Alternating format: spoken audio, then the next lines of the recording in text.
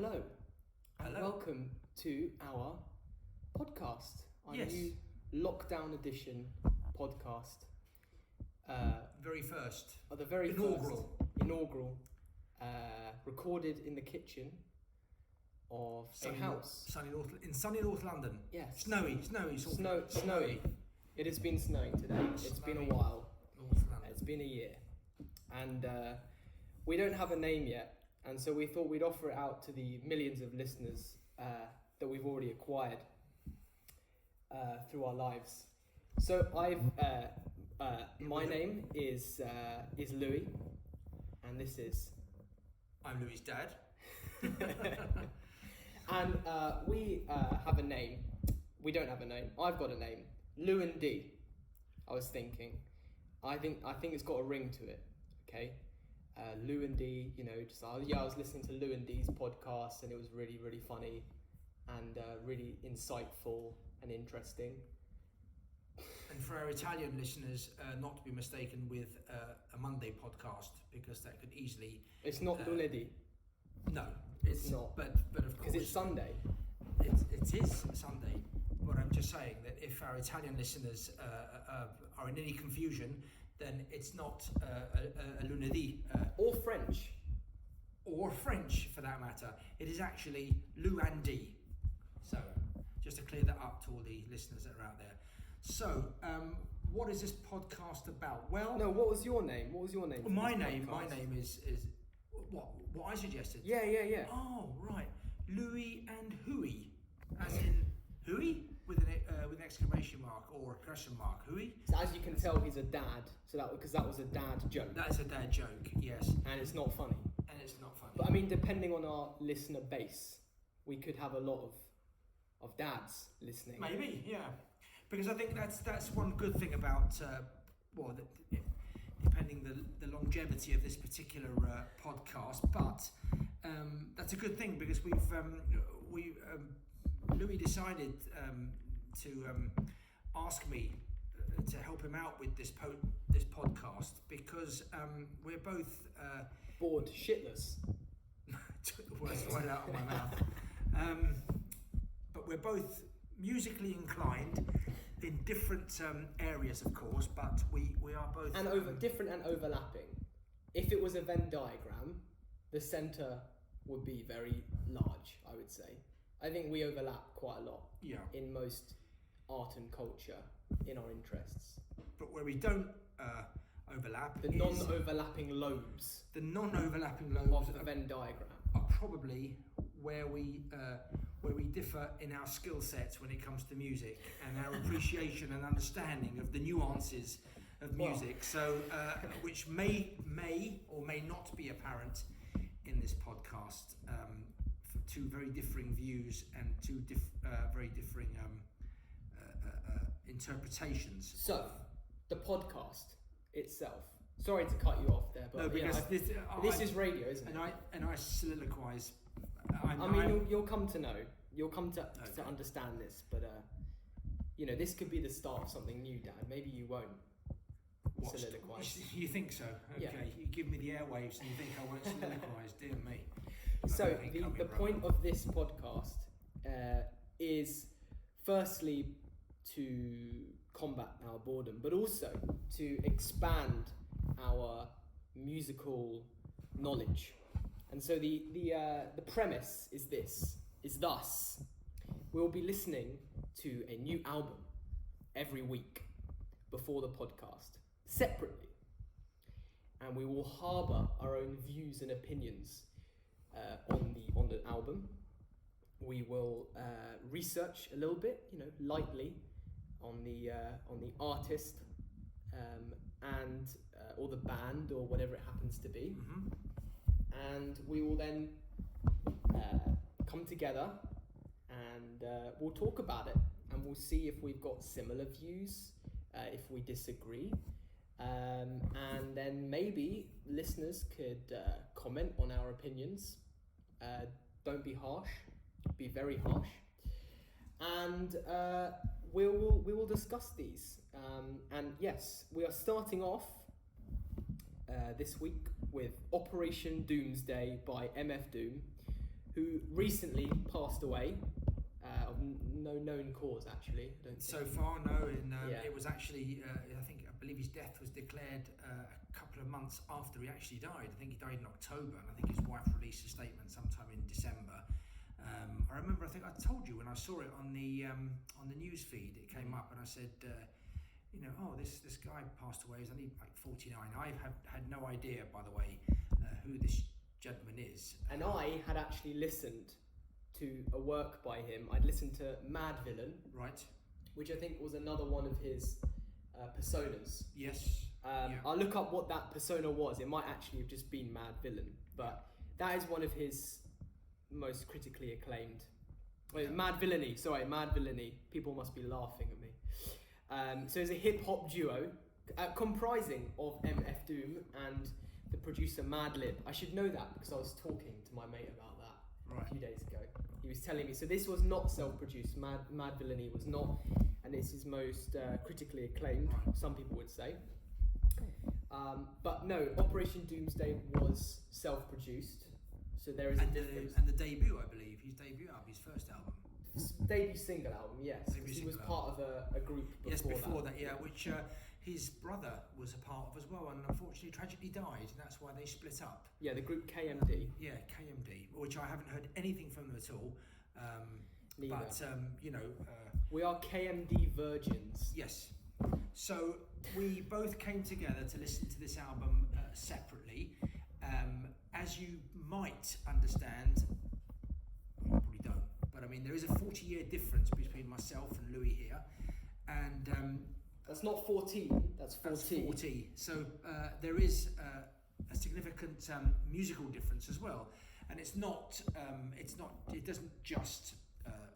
As we were saying before, we have a large scope of music that we do kind of share in the Venn diagram in the middle. Is it Venn diagram? Van. V-E-double-N. Sorry, now Van. No, we talk about Van. We'll talk about that later. Maybe we'll get an album by someone called Van. Maybe later on. Yeah. Not now. So the Venn diagram. Is that distracting? Do you think the sound of this? I might cut it out. It's really nice. I think you should stop with the whiskey because I think that's a rather large portion of whiskey. I think there. I went for the good free pour. I don't think you need that much just for this this initial podcast. But, Lovely. So obviously this is not a genre of music. Although, as I was telling Louis, I did actually buy an album back in 1986 by a band called Run DMC, and it was called Raising Hell, which was totally out of my comfort zone, but I bought it, of course, because there's the excellent single Walk This Way, which was a collaboration with Aerosmith and Run DMC, but that was my first introduction. Yeah, well, thank you, Louis. But you made it, so let's say thank you. But that was my first introduction to kind of like hip hop, and they and Grandmaster Flash and the NWA, I believe, they were kind of at the very forefront of this hip hop sound. But it's changed a lot since then, as you probably all know. But Louis picked MF Doom, and we gave it a listen separately, and I suppose You willingly obliged. Yes, and I suppose these the forthcoming comments will be our thoughts on our own naive opinions, and they are only opinions. So when when someone from I don't know, New Orleans, or someone from Sydney, Australia, or someone from Bangkok gets back to us and says, "What are you talking about? You don't know nothing about it." Then please apologise. This is what accent was that? From which country? From which part of the world was that? I have no idea. But yeah, so this is our own opinions and totally just off the cuff opinions. So there you go. Okay, so I was thinking we should start with overall opinions. Okay. On the album, and if you want me to go first, John. Yes, I would. I would like you to go first, actually. So I absolutely love this album. I don't know about you, but I thought this was brilliant. I've listened to a bit of hip hop nowadays, but this is different. This is the kind of hip hop that I want to be hearing now. But it's all gone. Like there's tons of this. Like people definitely were inspired by this album, hip hop artists. Yeah. And I think it's been that cloth has been wrung dry, because now we're moving into different types of hip hop, some of which brilliant. I think something very similar, which is more modern, something like Tyler the Creator. Right. Yeah. A very similar vibe, like a kind of almost like jazz hip hop vibe to it. Yeah. And I love it. But this is less laid back than Tyler the Creator. This is more energetic. Yeah. And both of them share humour, and I love the humour element of this, and not just humour, but just fun. It's just fun to listen to, and I think the funniest bit, and I think Dad might agree, is at the end of Rhymes Like Dimes, the outro. Yeah, that's good. Where he doesn't really know. He's like, "How do I end this track? How are you meant to end a record?" He says, and then he starts talking about mashed potato. Yeah. And he's like, applesauce. Some random stuff. But it's great because it's all rhythmically really interesting. And there's a bit where he goes, "What?" And then it stops. And he just comes back in on the beat, and it's actually very entertaining to listen to. It's kind of like a skit. Yeah. Well, in fact, go on. There are skits on this particular album. A lot. No, it's a bit like like scat. Is it scat singing in jazz, where you sort of like do that kind of that kind of. I think Louis Armstrong started with that, and it's a bit like that, but with rap. And it's meant to be nonsensical, whereas it's a bit different to a freestyle. Because a freestyle, I think MF Doom would be able to do incredible freestyles, because his capacity to rap and rhyme and his flow is just incredible. But this was more sort of nonsensical, just rhythmic vocalization, and I really enjoyed it. I thought it was really fun.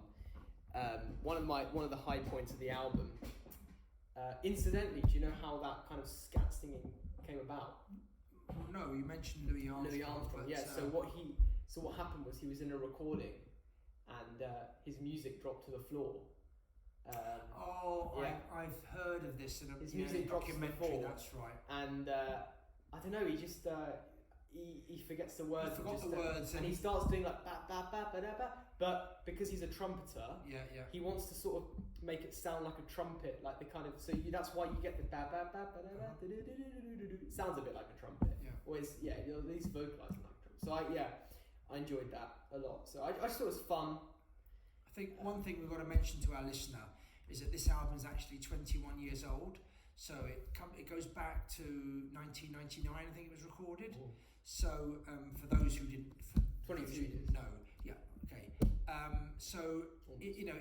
It's actually it's a 21, 22-year-old album. So just so that you know, it's not kind of so that you can tell with the recording quality and sort of the recording techniques are all quite modern. There's a lot of sampling that goes on, but it's a bit patchy, and I don't think I would criticize it for that. I actually like it, and you would call that lo-fi. So it's low production. It's Well, that's your Go on. No, sorry. We're going into my initial thoughts. Are because a bit like you again. This was new to me, although luckily you have introduced me to people like Tyler the Creator, Alexander Paak, and of course on the radio you do hear a lot of hip hop music going on. And Anderson Paak. Oh, what did I say? Alexander Paak. No, because I went to listen to him. He's a good man. I went to listen. He's a good singer as well, by the way. I went to listen to him in Alexandra Palace. Yeah, that's it. Yeah. Okay. All right. Alzheimer's is kicking in then, obviously. Brilliant. So, and I was just thinking, again, not my genre of music, but I've always liked the drum and the bass parts of rap music. I've always found the beats that they use are infectious. I've always found that sometimes if you hear random, like you go on Spotify and you put on hip find that I like the drum and the bass part. The singing that goes over it seems quite similar to me as a vocalization, but I could get bored after 4 or 5 of them, because I do actually get bored. Yet with this album here, I put it on, and I think, as Louis said, what struck me was that it was quite an uplifting album in its not a dark album. It didn't take itself seriously, did it? Yeah, and also because it's kind of almost like a bit of a comic concept. It's a comic strip, isn't yeah, it? It literally is. The character comes from a comic strip, the Doctor Doom character, and MF Doom adopts that character Doom. But the way that they've got these little segments, or these skits as he calls it, in between the songs, which are recordings of the old cartoon which he's cobbled together, and that kind of makes it quite fun. But the songs themselves are quite different. You've got some that are kind of quite raw and quite almost darkish hip hop, but they're not. They're quite, they are quite sort of upbeat. And then there are some others that have very much, to me, like jazz feel. There's lots of instruments in there, which like glockenspiel, I believe, is in, or xylophones. I mean, we've got some flutes in there. There's some rhythm there's guitar. Some Indian. I think there's a sitar. There might be some sitars in there, and then of course Scooby Doo also makes.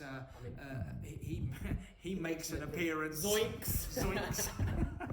And it wasn't for those meddling kids. You got a bit of Scooby makes a thing in there. So many cult references in that. Which is and it's just it is a fun album, and if you take the songs individually, especially the first song, what was that called? Operation. Oh, Doomsday. Doomsday itself, that's a great song. Rhymes Like Dimes is fantastic. And then there was the other one that I really like, Red and Gold, I thought was really nice. They do feature some other people, but even this King Girda? What's that? I can't see. The thing is that King Ghidra is actually him. I believe. No, it's a female voice. Is it? There's a female voice on there. No, see, No, that's a different one. King Ghidra is one of MF Doom's. Alter. Okay. And so that's what he's adopting. But there's a female voice in there. I forgot. Well, so the female voice, she's in Doomsday.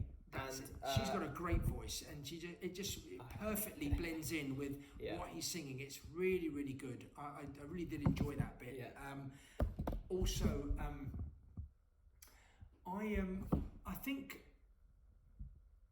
what has always amazed me with this kind of hip hop rap music is how they can get all of these different. They sample all of these instruments, but they get it so rhythmically right. I mean, when you produce this stuff, it really does seem like a collage of instruments that are just clipped together, but you just add a drum beat to it and a bit of bass, but everything that pops in and pops out of this rhythm, it just really works. It sounds as if it's like a complete piece, and I'm just always amazed how they can construct this in their head or in the studio to make this song. And then it reminded me, and I think I mentioned to you, of the album by Beck, Odelay, which came out, I think, a few years before this. It might have been in the mid-90s. And that was kind of like, started off as 2 albums, and none of them were standalone. So he ended up cobbling these 2 albums together, cutting and splicing, sampling, and making this mishmash of stuff. And then it came out, this really great album called Odelay.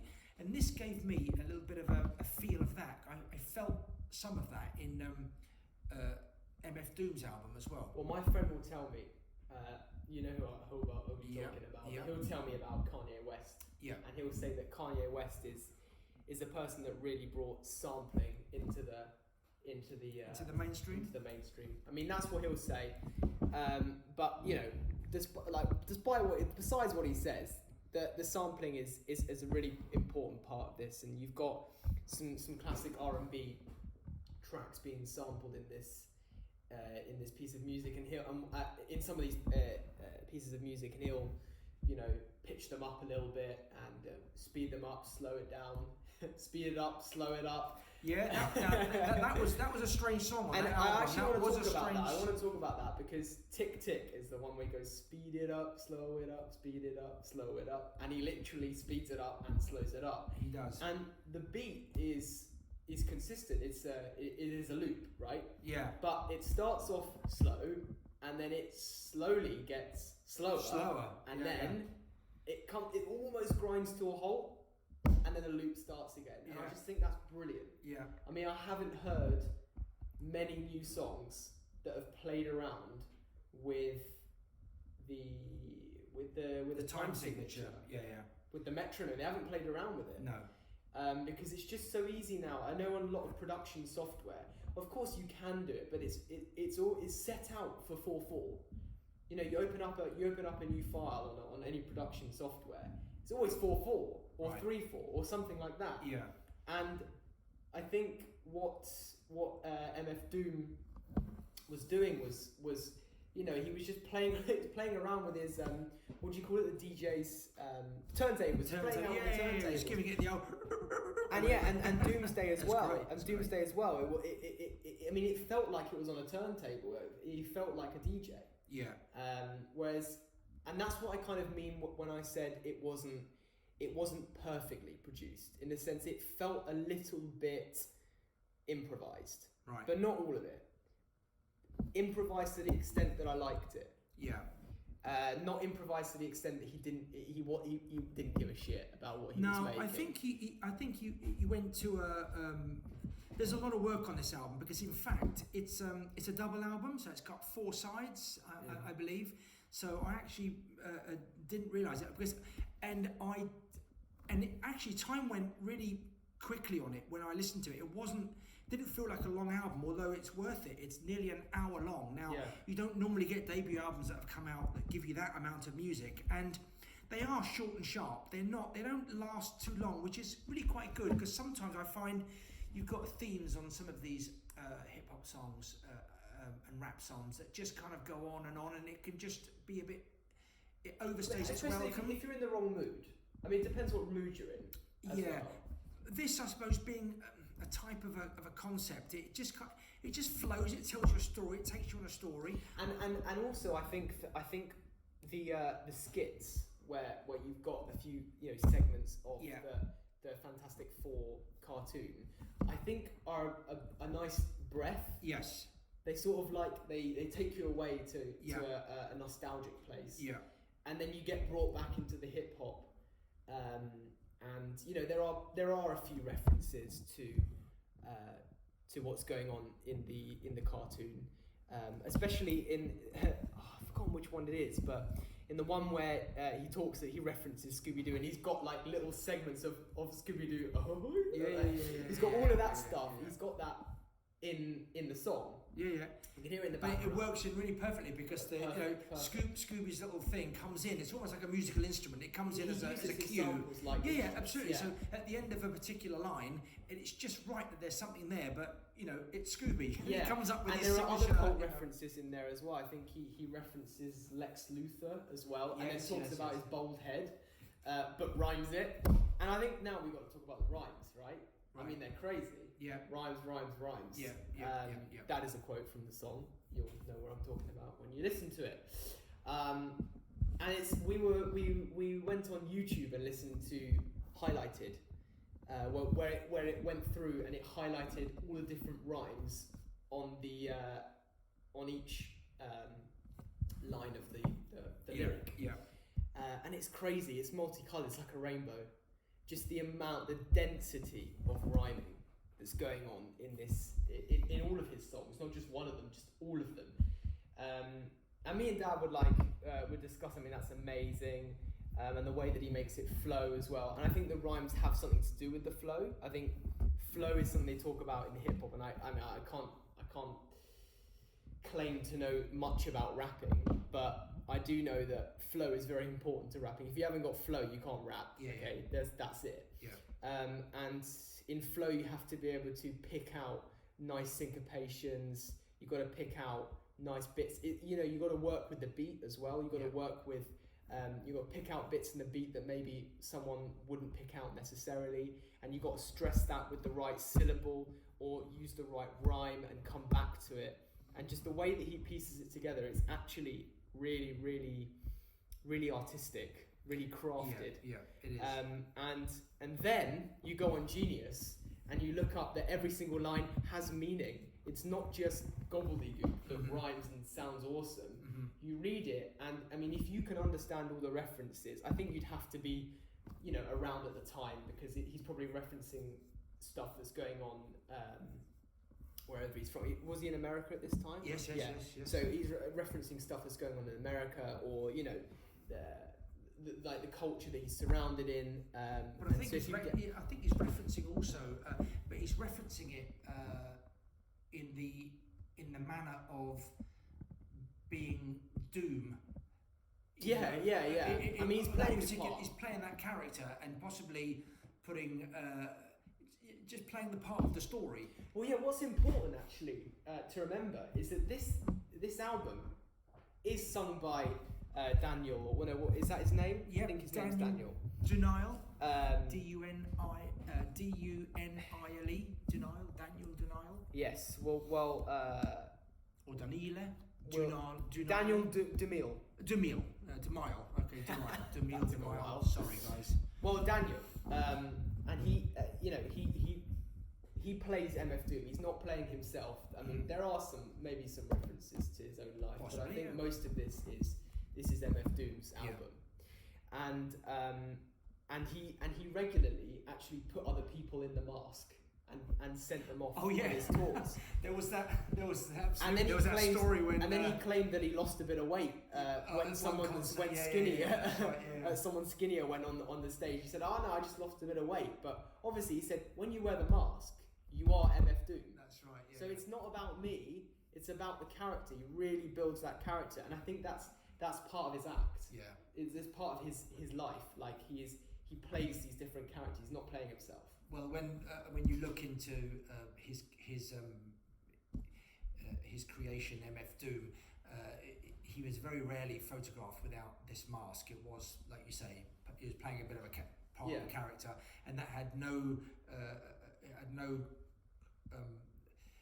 it didn't run alongside any other project that he had on. He had other projects on, and he was in different characters. But MF Doom was, a character, and his shows were based around that particular character. As you said, he was a bit humorous in sending other people on with just a mask on and trying to, whether it was a little bit of fun or whether it was just to prove that the character was bigger than the actual artist, I don't know. But as our viewer will probably know, what are they watching now? If we continue, listener, sorry, but we will be on video soon. We will have our masks on. Well, this is something for him to look forward to. That we will actually be filming soon, but we will be having masks on, of course. What, in our own house? In our own house, so that you don't know. So that you don't know who we are. Yes. So that you don't get coronavirus. Not masks. I mean masks, as in MF Doom wearing a mask. Oh yeah, well yeah. We'll be in character, so that doss the mask, so that the viewer, listener, won't know who we are. Yeah. Okay. Well, that's brilliant. As our listener will find out, I am not a great wordsmith. I do not listen much to words. I don't pay much attention to the words of songs. Louis is a little bit more. He does actually like the words a bit more, and he. Only recently, really. Okay. Because I was a bit like you, but I thought actually, if we listen to a hip hop album, you got to listen to the words. Sure. Try and find some meaning in them. But yeah, I've kind of always found the singers of bands, good as they are, unless it's words that I can sort of relate to or make a little bit of sense, or if it's just a song, because there are very few songs that I know all the words to, but I suppose some songs just resonate more than others and you'll remember the words. But otherwise, I've always told friends of mine that it's never really about the words. They could be singing names out of the phone book and just singing it properly for all I know, and it wouldn't make a lot of difference. It's all about the music, where I am, where it takes me at the time, the rhythms, the beats, the musicianship more than anything for me. Well, talking about that, yes, shall we tell the listeners which one of the pieces or songs are our favourites? Yes, we shall. I think we might have already covered that, but yes, I'm gonna. We've got to pick what, 2 each? Well, yeah, we could do 2 each. Okay. I'm going to start with my very favourite one. Yeah. It's Rhymes Like Dimes. Right, Because okay. the synthesized Yeah. beginning on the keyboard is just so smooth, Yeah. so smooth. And it's not just the fact that it's a lovely, smushy synthesizer sound. It's got a bit of ping to it, but it's not just the sound of the synthesizer. It's also the way that he then chops it up and repeats. He goes and just the way that he sort of like he leads you on.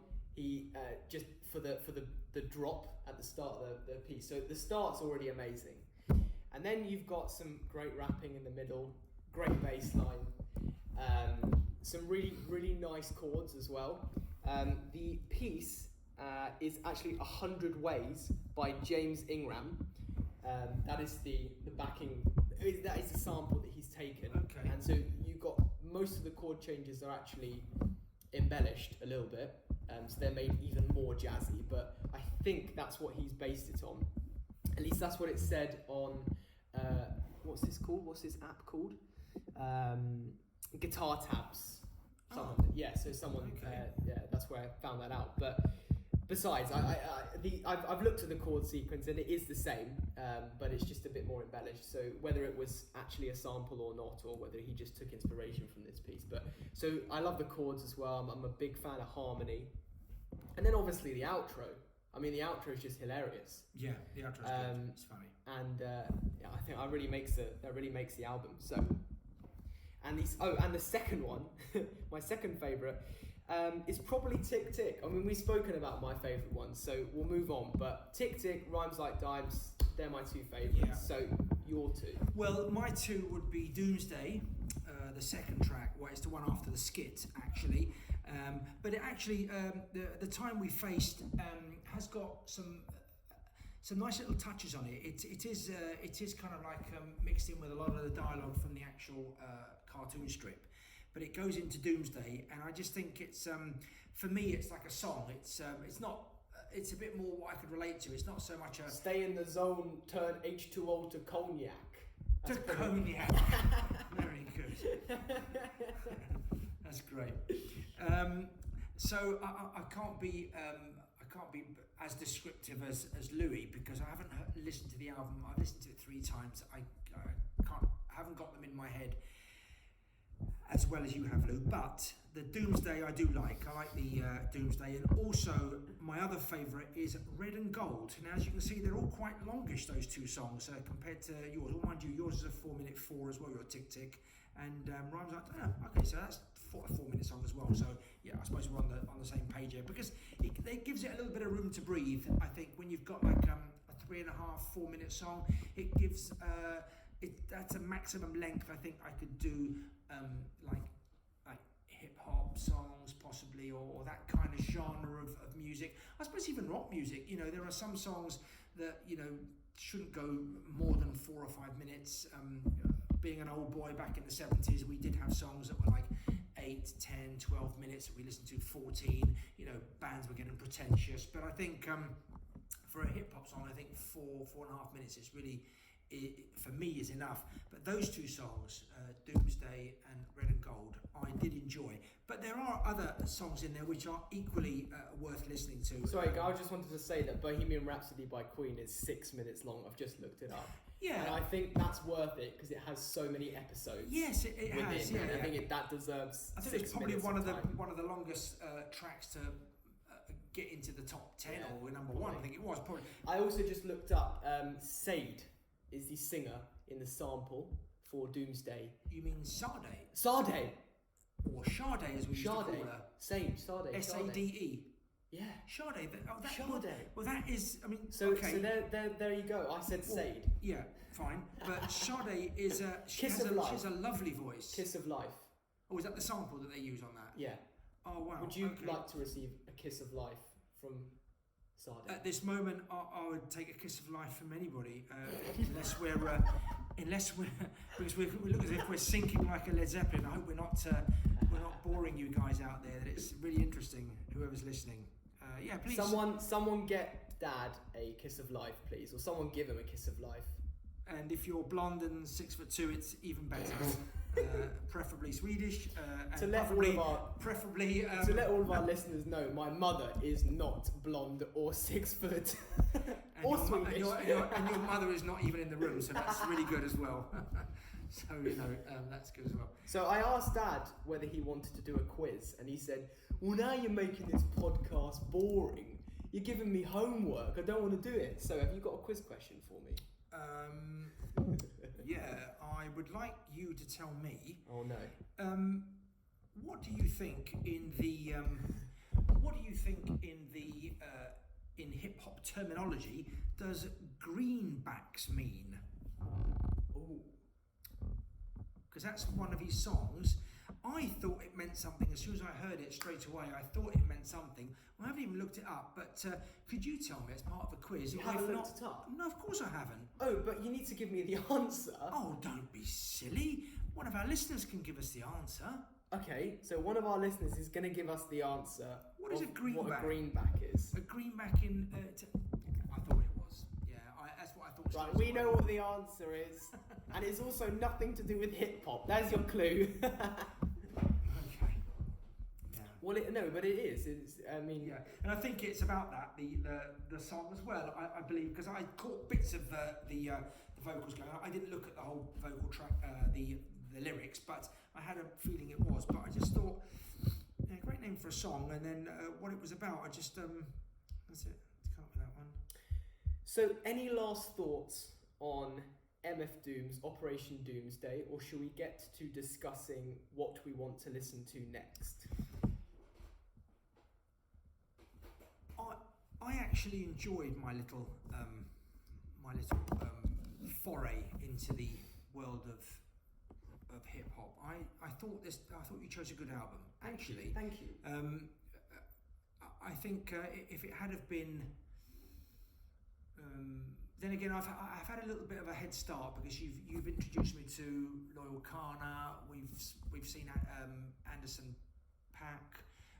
Tyler the Creator. Got it. So that's I suppose. So I'm not a complete novice, but this I did enjoy this, and it's good. I thought you said I'm not complete knobhead. No, I wouldn't say that. Not on the very first episode, you dick. Could have gone further. I could have gone further, but it's only the first episode. So yeah, I thought it was good about smut. So I'd advise our listener to try and to go our out, one listener to try it somehow. Maybe get it on Spotify, or if you really want to go out and buy it, because I think it's a good addition to a collection. If you haven't heard of this guy before, then check him out. He's this was critically acclaimed, but I think his third album or the fourth album was the one that they say you should listen to. He also says that his later albums are even better. I've got to listen to it a bit more, so I suppose I will actually listen to some of the other albums. So I was actually quite pleased that you introduced me to this fella, so thank you, Louis. So I've just got you to soliloquise a little bit so that I can now give you a quiz question. Okay. So, to what religious order... Yes. Wait, hold on.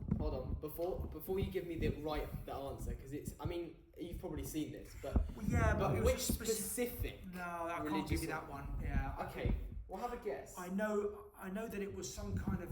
it was an Islamic yes. faith, but I don't actually know which branch it was. And we should say to the listener, he only went with his grandmother or something to attend any of the services. But he wasn't outwardly. They don't know. But no, well, we don't know. But no, it was an Islamic Muslim-based religion. But I don't know what branch it was. I didn't quite.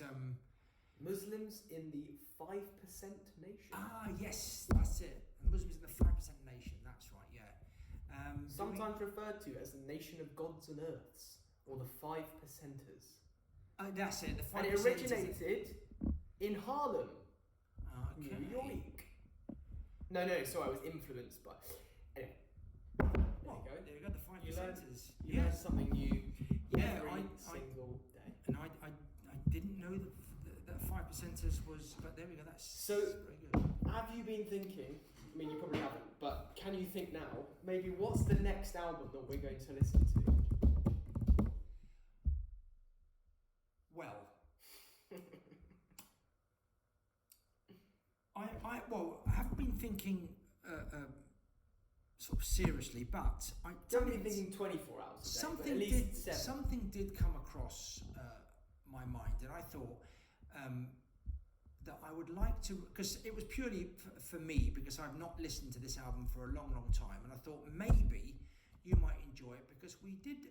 I did play you something by this lot about a year or so ago, and you didn't prick up your ears, but you sort of said, oh, who's that? And I started talking to you about them, and you obviously no. Well, I wasn't gonna. I think we'll keep that for later on. But I think we'll stay in America, and I think we'll stay. We'll go to the southern states, and I was thinking that we would listen to the first ZZ Top album that I bought, which was called De Juelio. So can we listen to De Juelio by ZZ Top? Dick Juelio. Dick Juelio, yes, that's exactly what it's called, Louis. Thank you. Thank you for listening, everyone, and we will come back to you in your ears next Sunday. Yeah, I mean, because you're going to be, you're going to be excited to listen to that. You're going to be our comments on drooling. This one. Well, anyway, have a good evening, stay safe, and I hope that you all have a good wear week. your mask, social distance, and protect your grannies. Yeah, let's get this R number down so we can get back to not doing this shit every Sunday night, so we can actually go out and do something. Yeah, instead of sitting down listening to... Drinking mezcal and talking rubbish. Yeah. Okay, goodbye everybody. Good night, everybody.